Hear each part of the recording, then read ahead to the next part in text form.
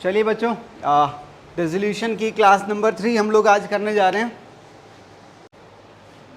हाँ जी, हमारा सबसे पहला काम इसमें से वो वाली एसेट ले जाना जो बिकने लायक हैं। ये है मशीनरी, स्टॉक, डेटर्स, बीआर। बस बिकने लायक एसेट यही हैं, तो ये सब यहाँ रियलाइजेशन अकाउंट में पहुँच जाएंगी। इसके बाद अगर मैं बात करूँ तो कौन सी लायबिलिटीज़? Outsider liabilities. हाँ या ना? आउटसाइडर लायबिलिटीज़ ये नहीं है, ये नहीं है, ये नहीं है, ये नहीं है, ये है और कुछ है नहीं। ये क्या है? ये तो पार्टनर्स के लोन है। ये लोन को एडवांस के नाम से लिखा हुआ है, बात तो एक ही है। तो आउटसाइडर लायबिलिटी कितनी है? चलिए ज़रा, इसके बाद बैलेंस शीट में जो चीज़ें रह गई, एक ये रह गया, कैपिटल्स रह गई, करंट अकाउंट्स रह गए और लोन रह गए। जो कैपिटल के बैलेंसेस हैं वो तीनों यहाँ पर आ जाएंगे और करंट अकाउंट के बैलेंसेस दो पार्टनर्स के एक्स और वाई दोनों के यहाँ आ जाएंगे और एक का करंट अकाउंट का बैलेंस यहाँ है, तो इसे यहाँ लिख देंगे कौन से कॉलम में? जेड में।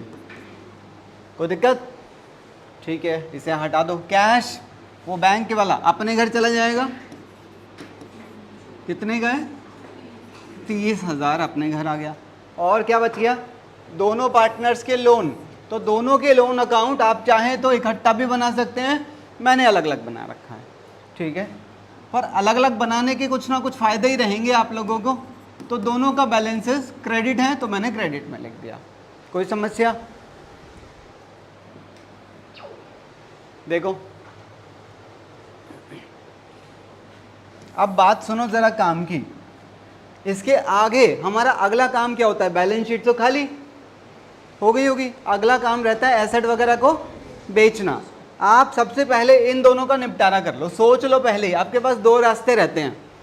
आप चाहो तो जब कोई पार्टनर एसेट लेगा तो उसकी पोस्टिंग कहाँ जाती है? पार्टनर के।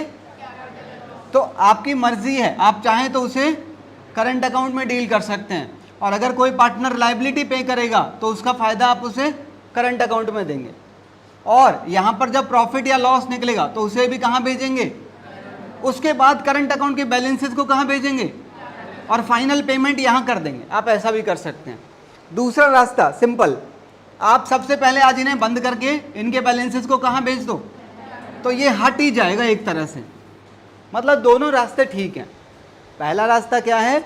आप सारी चीज़ों को पहले कहाँ भेजो? करंट अकाउंट, और इसके अंदर जो बैलेंस बचेगा उस बैलेंस को कहाँ भेजो? उसके बाद इसके अंदर फाइनल पेमेंट कर देंगे, सेटलमेंट हो जाएगी। और दूसरा रास्ता क्या है कि सबसे पहले आज इसे बंद करो, कहाँ ले आओ, और फिर इसके अंदर सारी चीज़ें प्लस माइनस होती चली जाएंगी, ठीक है। तो हम ऐसा करते हैं, हम इसे आज ही बंद करके कहाँ भेज देते हैं? चलो ज़रा इसकी पहले एंट्री की अगर मैं बात करूं तो पार्थ हमें एंट्री बताएगा। एक्स और वाई के लिए एंट्री अलग रहेगी और जेड की एंट्री अलग रहेगी। रीज़न, उनके बैलेंसेस डिफरेंट हैं। हाँ या ना? तो क्या करूं बताओ? अगर मैं एक्स और वाई की बात करूं तो उनका कौन सा बैलेंस है? तो एक्स और वाई तो दोनों अलग अलग ही कर लेते हैं। एक्स और वाई का करंट अकाउंट डेबिट हो जाएगा और एक्स की कैपिटल और y की कैपिटल। कितना बैलेंस है? 13,000, 4,000, 13,000। अब इस एंट्री की पोस्टिंग करो तो यहाँ लिख देंगे टू कैपिटल अकाउंट। x में कितना आ गया? 13,000 और y में कितना आ गया? और यहाँ पर लिख देंगे बाय करंट अकाउंट। तो ये 13,000 उठ के यहाँ आ गया और ये 4,000 उठ के यहाँ पर आ गया। अगली एंट्री Z के लिए, Z की कैपिटल डेबिट टू Z का, तो यहाँ लिख देंगे टू Z का करंट अकाउंट कितना? 3,000 और यहाँ लिख देंगे बाय Z की कैपिटल कितना? तो ये लेजर हट गया और इसके बैलेंसेस यहाँ आ गए हमारे पास।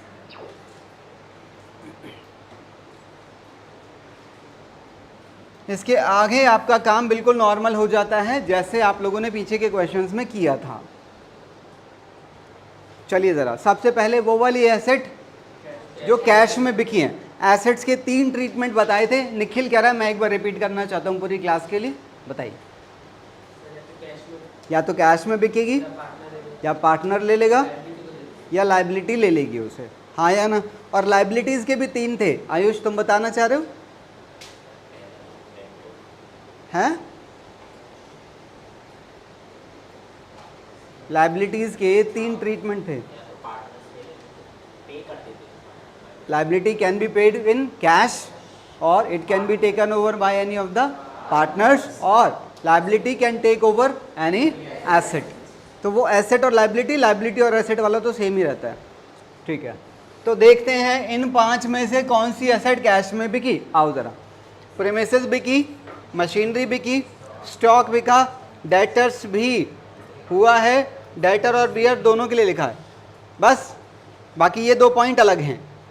तो 4 एसेट के बारे में लिखा है, नहीं 4 नहीं 5 के बारे में ही लिखा है। चलो ज़रा, उसकी एंट्री होगी बैंक अकाउंट डेबिट टू, तो यहाँ आ जाएगा बाय बैंक, और इसमें आ जाएगा टू रियलाइजेशन। बताओ ज़रा। प्रीमिसेस, मशीनरी, स्टॉक, डेटर्स और बीआर। प्रीमिसेस से कह रहा है 20% मोर, तो इसमें ऐड कर दो कितना, 16,000 ऐड कर दो तो 96 आ गया। अगला मशीनरी 40% कम कह रहा है, तो इसका 40% कम कर दो। तुम तो क्या करोगे, रहने दो।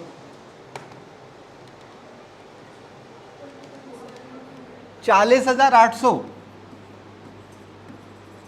ठीक है ना। तो 2 चीज़ें हट गई। और स्टॉक 5,000 ज़्यादा, यानी कि 45 मिला होगा।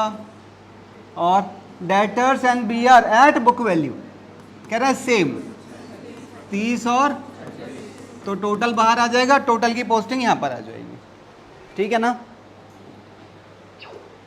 देखो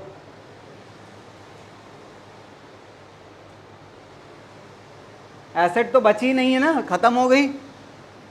अब चलते हैं लायबिलिटी साइड पर। लायबिलिटी साइड पर सिर्फ एक है क्रेडिटर। क्या कह रहा है इसके लिए, कह रहा है इतने में तैयार हो गए, कम में तैयार हो गए तो हमारे लिए फ़ायदा है। तो मुझे ये वाली वैल्यू ही तो लिखनी है। यहाँ लिखूंगा मैं टू बैंक, और ब्रैकेट में लिखना पड़ेगा 57,000। और तुम अगर दोनों को कंपेयर करो ना, तो देखो तुम यहाँ पर तुम्हारा प्रॉफिट बढ़ेगा, तो प्रॉफिट अपने आप रिकॉर्ड हो गया है। तो इसकी दूसरी पोस्टिंग यहाँ पर हो जाएगी बाय रियलाइजेशन। क्रेडिटर्स नहीं लिखना है, ब्रैकेट में लिख सकते हैं। कोई परेशानी तो नहीं प्रशांत? इसके बाद है खर्चे वाला, इसकी एंट्री क्या होगी, रियलाइजेशन टू। तो रियलाइजेशन में टू बैंक, ब्रैकेट में लिखेंगे रियलाइजेशन एक्सपेंसेस, और यहाँ पर बाय रियलाइजेशन। चलिए, इसके बाद हमारा अगला काम रहेगा, यहाँ पर देखना पड़ेगा प्रॉफिट हुआ है या लॉस। आपको क्या लग रहा है? मुझे तो प्रॉफिट नज़र आ रहा है जितना मैं देख रहा हूँ, बाकी हो सकता है कुछ और हो। अगर प्रॉफिट हुआ तो वो कहाँ जाएगा, और लॉस हुआ तो इस तरफ आ जाएगा। उसकी पोस्टिंग तो ठीक है। चिराग एंट्री क्या होगी अगर प्रॉफिट हुआ तो?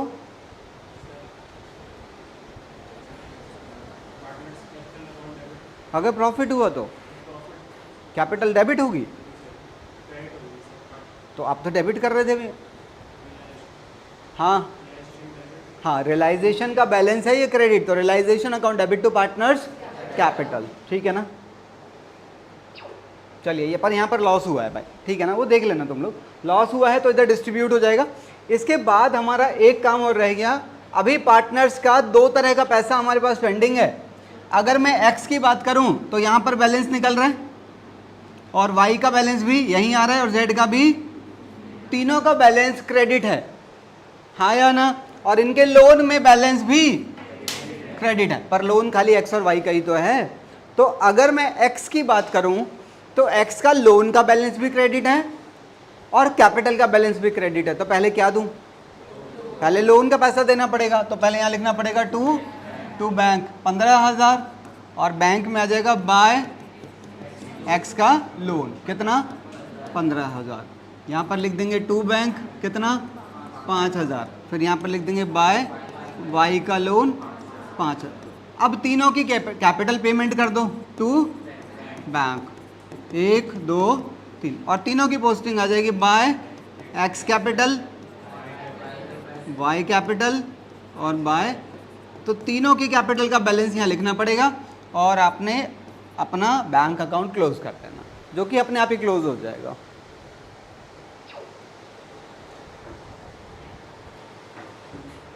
देखो आराम से।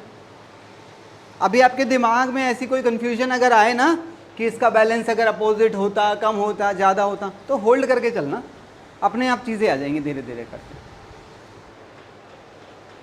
करंट अकाउंट वाला याद रखना कि वो पहले क्लोज भी किया जा सकता है और सारी चीज़ें वहाँ भेज दो, उसके बाद भी क्लोज किया जा सकता है।